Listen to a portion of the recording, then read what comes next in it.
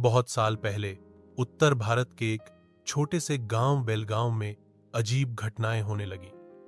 गांव वाले कहते थे कि रात होते ही एक चलावा गांव में घूमता है।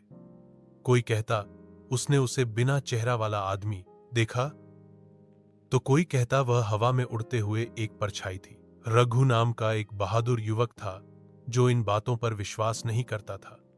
वह हमेशा गांव के बुजुर्गों का मजाक उड़ाता और कहता, ये सब सिर्फ डराने की कहानियां हैं, कोई चलावा वलावा नहीं होता। एक रात उसने साबित करने के लिए ठान लिया कि वह जंगल के उस पुराने कुएं के पास जाएगा जहां चलावा सबसे ज्यादा दिखाई देता था।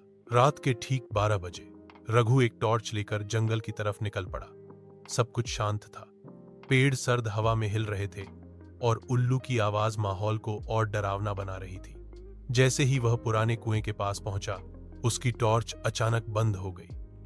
उसने उसे कई बार ठोका, लेकिन वह नहीं जली। तभी अचानक एक ठंडी हवा चली और उसके सामने एक लंबा काला साया उभरा। उस साये की कोई आंख, कोई चेहरा नहीं था, बस एक घना अंधेरा। तू क्यों आया है? एक गूंजती आवाज आई।